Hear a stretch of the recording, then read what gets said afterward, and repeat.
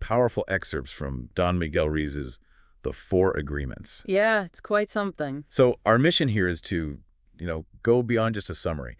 We want to pull out the core ideas, the real wisdom, and the stuff you can actually use from these specific texts. And it all comes from this ancient Toltec wisdom tradition. It offers a really different way of looking at things. The Toltec, they sound interesting. The source mentions them from thousands of years ago in Mexico. Right, but not like a nation, more like women and men of knowledge. Yeah. Scientists and artists exploring spiritual understanding. And they gathered at places like Teotihuacan, the place where man becomes God. Wow, that's a heck of a name, isn't it? And this knowledge wasn't really written down at first. It was passed down, master to student. Don Miguel Ruiz is part of that lineage. Okay, and it's not a religion exactly. No, the source is clear on that. It's presented more as a practical way of life, focused on achieving, happiness and love right here, right now. Okay, let's jump into that first big idea from the intro, the smoky mirror. There's a story, right? Someone has a dream. Yes, exactly. This person dreams they're seeing the stars, and suddenly it just hits them. This huge realization. What do they realize? They see their hands, feel their body, and just know, I am made of light, I am made of stars. Made of light, not just like similar to stars? Precisely. The insight is that everything is fundamentally light. The stars, yes, but also the space between them. It's all one living thing. Which the source calls God, or life, or intent. Right, this unifying force. And there's this idea that the things we see, the stars, the matter, and the nagal, which is the space between the unmanifest light, intent is what connects it all. So when we perceive things, it's just light perceiving light. And matter is a mirror. Exactly. Matter reflects this light, creates images. But, and this is the crucial part, he sees this fog, this smoke between the mirrors. The smoke. That smoke is the illusion, the dream we live in. And it stops us from seeing what we truly are. Which is pure light, pure love. Yeah, that's the idea. And because of this smoke, this human dream, we don't recognize each other as reflections of the same light. That's why he calls himself the smoky mirror. It's a reminder. A reminder that what we see isn't the whole picture. Exactly. And that leads straight into this concept of the dream of the planet. The source says, what you're doing right now, listening to us, it's a dream. You're dreaming just with your brain awake. Okay, so the mind dreams 24/7. That's the perspective. We're born dreamers. But then society comes along with what the source calls, well, domestication. Domestication, like training an animal. That's blunt. It's very direct in the source material. Before we even got here, the collective dream was already running. Society's dream with all its rules, beliefs, laws, you name it. And they teach us this dream. Through domestication, yeah. They hook our attention, our focus, and just download all this information, usually through repetition. What to believe, what's right, what's wrong, good, bad. And the key thing is we never actually chose any of it. That's a huge point in these texts. We didn't pick our language, our religion, our values. As kids, we just agreed because it was presented to us, often with punishments and rewards. Like being a good girl or good boy if you follow the rules. Exactly. You learn to fear the punishment and you really crave the reward, which is usually attention. So this creates a deep need for attention and this huge fear of being rejected. So we start pretending to fit in. Yeah, pretending to be what we think they want us to be, just to feel good enough. We sort of become copies of mom's beliefs, dad's beliefs, society's beliefs, and we lose touch with our own natural way of being. And eventually we start doing it to ourselves. That's where it gets really deep and maybe a bit uncomfortable. We become self-domesticators. We apply that same system internally based on this belief system we absorbed, without question. And this belief system is like an internal book of law. That's the term the source uses. It becomes our unquestioned truth, ruling our minds. And this internal book of law creates the judge and the victim. Precisely. There's this inner judge that constantly measures everything we do, think, or feel against this internal book of law. And if we break a rule, the judge finds us guilty, says we deserve punishment or shame, and then the victim part of us just soaks it all up. It carries the blame, the guilt. It's that voice saying, poor me, I'm not good enough, the one that always agrees with the judge. Wow, so we're constantly judging and punishing ourselves based on rules we didn't even pick. And breaking those internal rules creates fear, which, the source says, opens up these emotional wounds and fills them with emotional poison. So even if a belief is wrong, challenging it feels unsafe. Totally. Because the belief system, even a flawed one, feels like safety. That's why changing core beliefs is so hard, so terrifying, even if they're causing us pain. The source talks about the injustice of this internal system, too. Yeah, that's a key point. Real justice means paying for a mistake once. But in our human system, we pay thousands of times. We mess up, the judge convicts us, the victim feels guilty, we punish ourselves. Then every time we remember it or someone reminds us, boom, we go through it all again. And the judge is using this book of law where, what, 95% of it might be lies? That's the startling figure the source suggests. We suffer because we fundamentally believe these lies about ourselves and the world. And this internal state, Yeah. it shapes how we see the outside world. Leads straight to what the source calls the nightmare of the planet. Society's dream is often filled with violence, fear, war, injustice. It's compared directly to hell. A place of punishment, fear, suffering, fueled by emotions like anger, jealousy, hate. The text pulls no punches. It basically says, we are living in a dream of hell, both collectively and often individually. Our personal dream mirrors it, ruled by fear. We're looking for truth and beauty, but we're blinded by these false beliefs. That blindness, that fog, that's the meat tote. Exactly. The Toltec word for the chaos in the mind, like 1,000 different voices all talking at once, contradicting each other. It's the illusion, the Maya they talk about in India. And our sense of I am, our personality, gets caught up in this chaos. It can, yeah. It prevents us from seeing who we really are and from realizing we're not actually free. And the source says our biggest fear isn't even death. It's quite provocative. The biggest fear is stated as taking the risk to be alive. The risk to be alive and express what we really are. Just being ourselves is the biggest fear of humans. Because we're trying so hard to please everyone else, fearing rejection. Yeah, so we create this impossible image of perfection we think we need to be, and of course, we can never live up to it. Which leads straight to self-rejection. Exactly. We fail to meet the impossible standards, so we reject ourselves. How deeply depends on how much our integrity got broken during domestication. We feel false, wear masks, and the judge uses that perfection image to constantly beat us up. The source says we abuse ourselves more than anyone else does. It's a tough insight, but it's right there in the text. Our own inner judge and victim system is our harshest critic and punisher. Self-abuse comes from self-rejection, which comes from that image of perfection. The more self-love, the less self-abuse. Okay, so if that's the setup, the dream, the judge, the mitote, the self-abuse, how do we get out? How do we wake up? That must be where the four agreements come in. That's exactly it. The source explains our personality, our reality. It's all built on agreements we've made, especially with ourselves. And most of them are fear-based. Many are, yeah. And they drain our energy, make us suffer. Agreements based on love, though, they conserve energy, give us power. And we need that power to change the dream. That's the link. We use most of our energy just upholding the old fear-based stuff, so we feel powerless. But if you see your life is run by these agreements and you don't like the dream, you gotta change the agreements. And these four specific agreements give you the power to do that. The source is pretty bold about it. If you can adopt these 4 new agreements, you will create enough personal power for you to change your entire system of old agreements. It takes serious will, but the potential transformation from hell to your own personal heaven is described as amazing. Okay, let's get into the first one. Be impeccable with your word. Sounds important. It's called the most important and the most difficult, but it has the power to change everything, even lead to heaven on earth, as the source puts it. The word isn't just talking, though. No, it's more fundamental. It's the power to create, a gift, like in the beginning was the word. It's how you manifest everything, your intent, feelings, who you are. It's described as a tool of magic. Magic with two sides. Right. You can misuse it. That's black magic, creating hell. Yeah. Or you can be impeccable with it. That's white magic, creating beauty, love, heaven. Your word can literally trap you or set you free. The Hitler example is stark. One person's word. Used for destruction, yeah. Rooted in fear, manipulating millions, causing immense suffering. The source also uses this analogy of the mind being like fertile ground. Ready for seeds. Exactly. Thoughts, ideas, opinions are seeds. The word is the seed. Problem is, our minds are often really fertile for seeds of fear, and we plant them casually all the time, putting spells on each other with opinions. Like telling a kid they sing badly or someone looks unwell. Those words stick. They absolutely can. If you believe it, you make an agreement with that word. Maybe the kid stops singing. They've accepted the spell. Breaking those spells means making a new agreement, based on truth. So what does impeccable actually mean here? It comes from Latin. Peccatus is sin. Im means without, so without sin.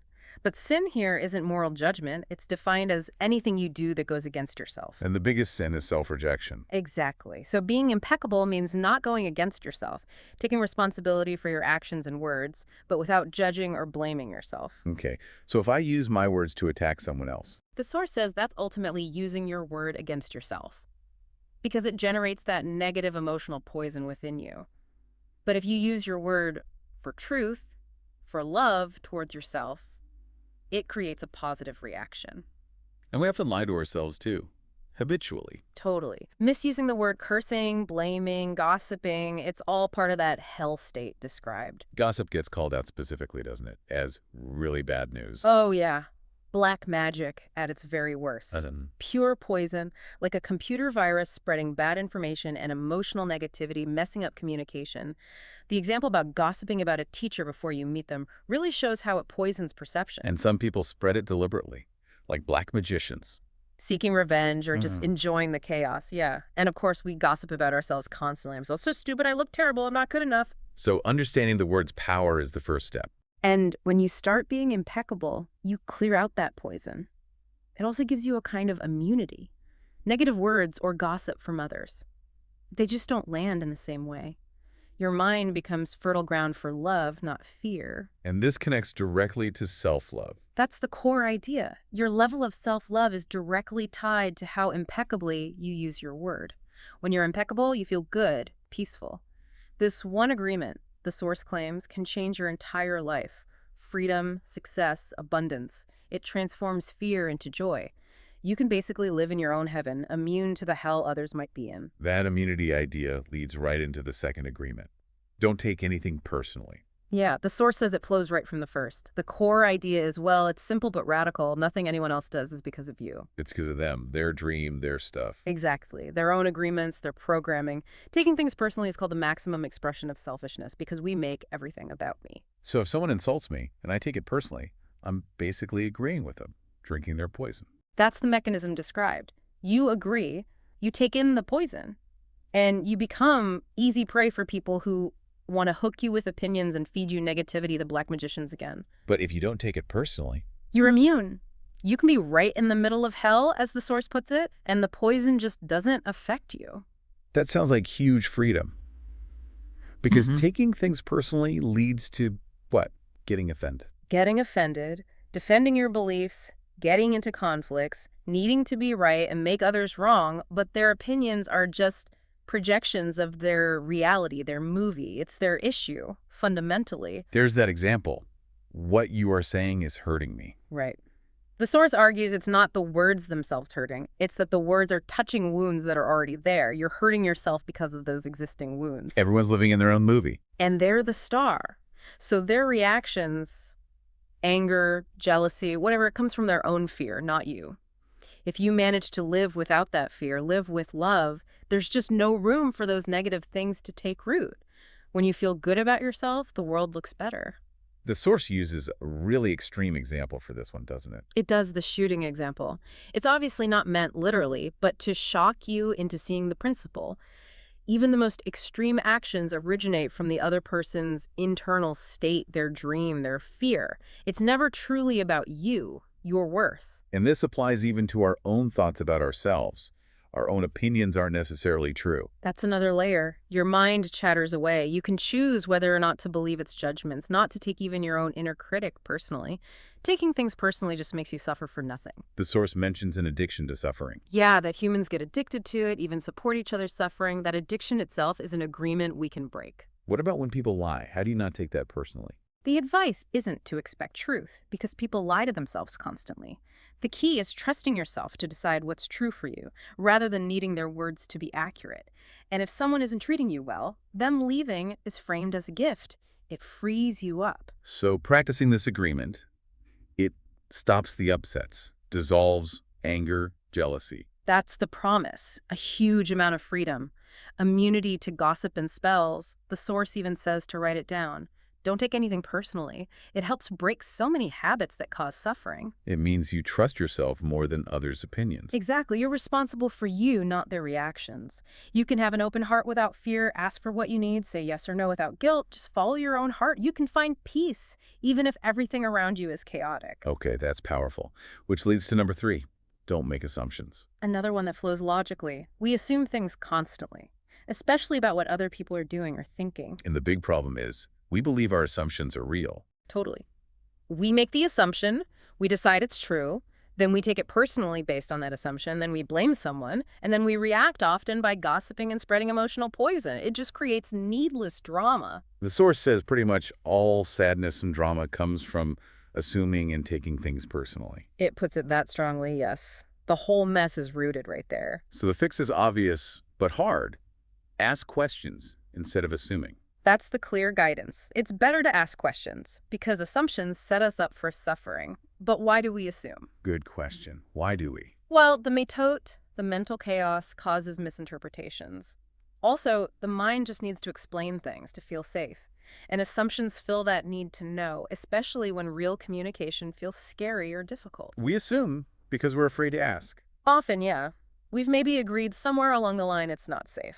Or in relationships, we make that classic assumption, if they really love me, they just know what I want. Yeah, which never works out well. Right. It just leads to hurt feelings when they inevitably fail to read our minds. The source points out one really big assumption we tend to make. Yes. The assumption that everyone else sees life, thinks, feels, judges, and abuses themselves just like we do. And that makes us afraid to be ourselves around them. Exactly. We assume they'll judge us, so we fear being authentic.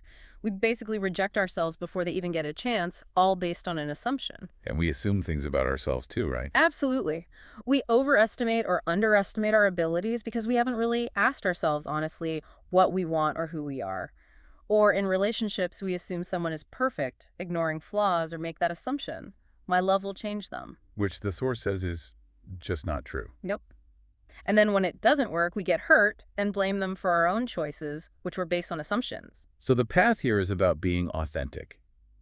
Clear communication. The source suggests being really straight. Love me as I am, or don't. Find someone else. When you're authentic, your agreements become clear, impeccable. And if everyone communicated clearly, without assumptions. Imagine that. The source says communication would be clean, no emotional poison. If everyone did it, no more wars, no violence, no misunderstandings. Huge problems would just vanish. Sounds amazing, but breaking that habit of assuming must be tough. It is. It's deeply ingrained. So first step is awareness, noticing when you're doing it. Then comes the action, practice repetition, building the will to ask instead of assume. And making this a habit makes you a white magician. Using your word for creating, giving, loving, yeah. The source says this transformation brings magic into your life. What you need starts showing up more easily because spirit, or life energy, flows freely through you. This is linked to mastering intent, love, gratitude, the goal of the Toltec path to freedom. Okay, that brings us to the fourth and final agreement. Always do your best. And this is the one that makes the other three actually stick. It's all about action. The instruction is clear. Whatever you're doing, always do your best. No more, no less. But my best isn't always the same, is it? That's a really key point the source makes. Your best changes constantly, moment to moment. Depends on if you're healthy or sick, happy or sad, rested or tired, how practiced you are. Your best today is different from your best tomorrow. And it's important to do only your best, not push too hard. Yes. Doing more than your best actually drains your energy, goes against yourself in a way. But doing less than your best, that leads to frustration, self-judgment, guilt, regrets. Ah, so doing your best is the antidote to self-judgment and regret. Exactly. If you know you genuinely did your best in a situation, whatever the outcome, the inner judge has nothing real to attack you with. There's no room for guilt or blame. The source says this agreement breaks a big spell we live under. There's that story about the man and the master, about meditating. Right. The man asks if meditating 8 hours is better than 4. The master says maybe 8 hours will take longer to reach enlightenment. Because he'd be sacrificing his joy. Precisely.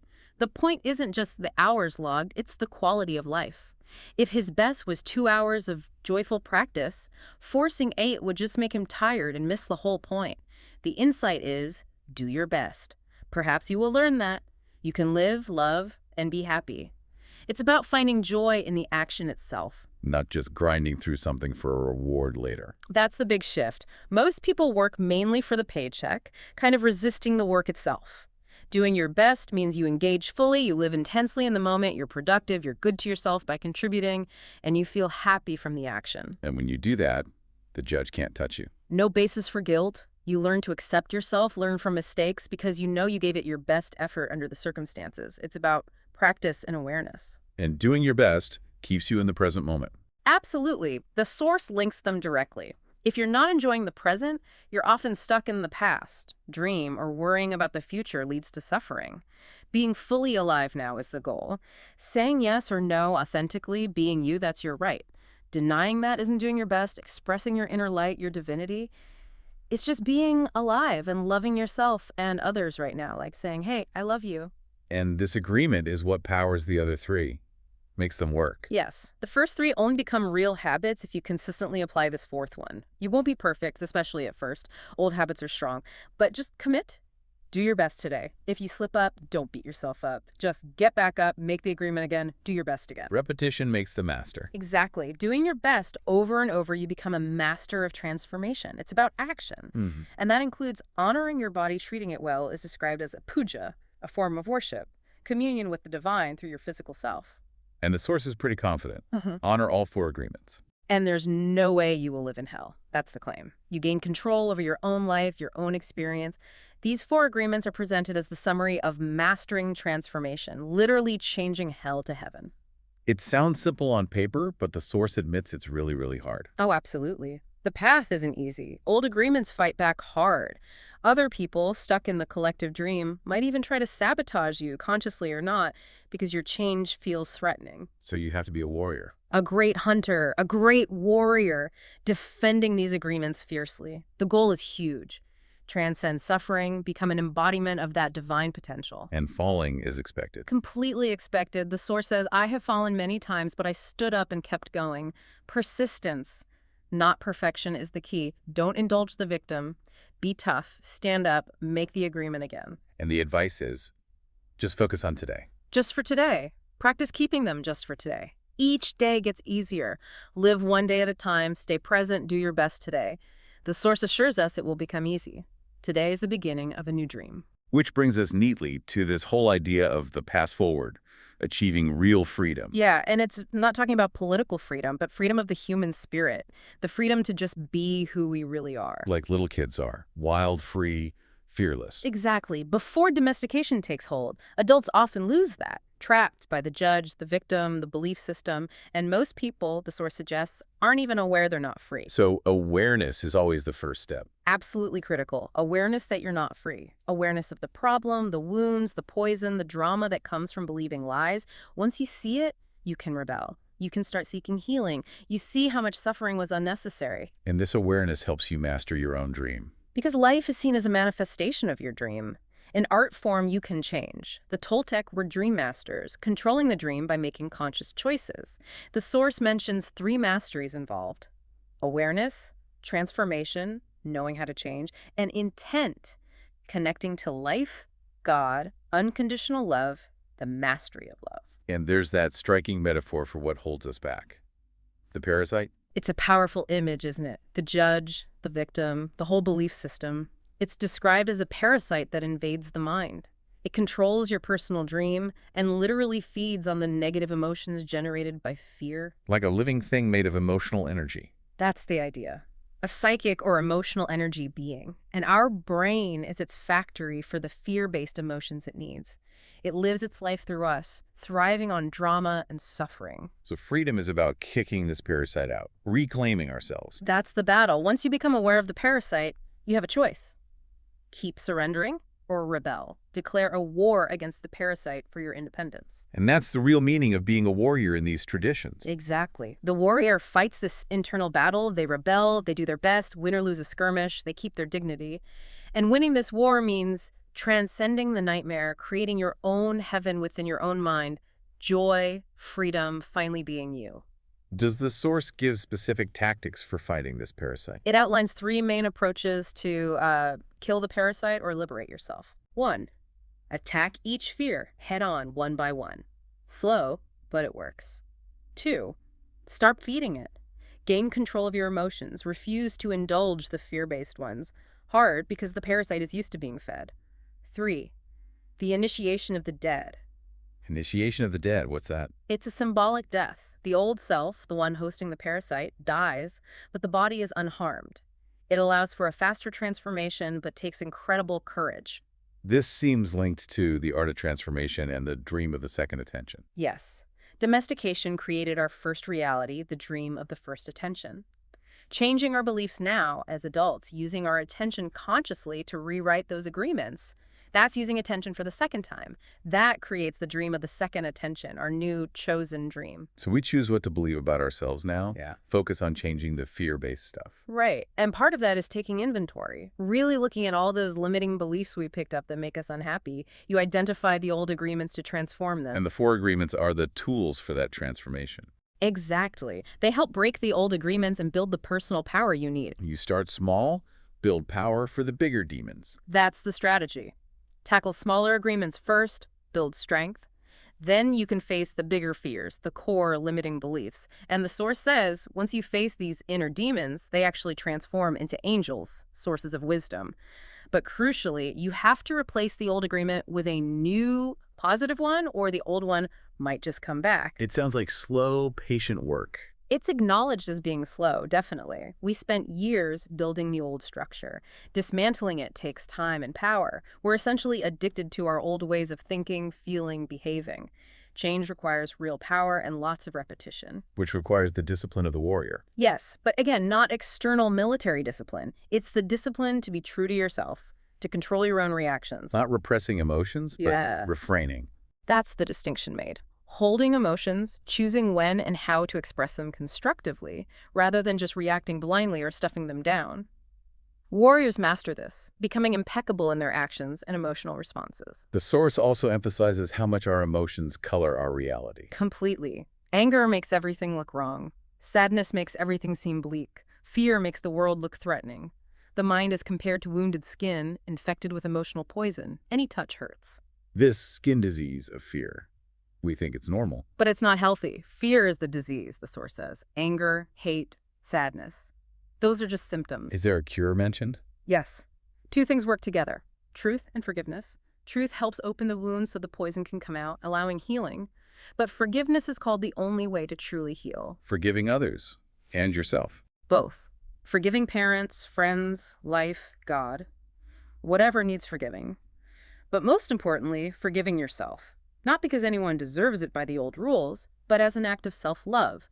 Forgiveness stops the self-rejection, starts self-acceptance, lets self-love grow. It's the absolute start of being free. And that initiation of the dead path connects here too. It uses death as a powerful teacher. When you become truly aware that death could come any day, you learn to live now. Why waste time worrying about judgments if today is all you have? You just be you. The angel of death teaches how to live fully. Live with gratitude, be authentic, love without holding back, because who knows, it might be the last chance.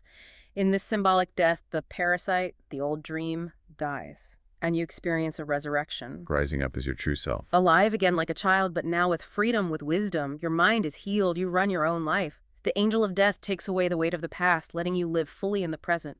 Carrying the past makes life so heavy. The source encourages us to imagine living in heaven on earth. Exactly, to consciously create that new dream in your mind.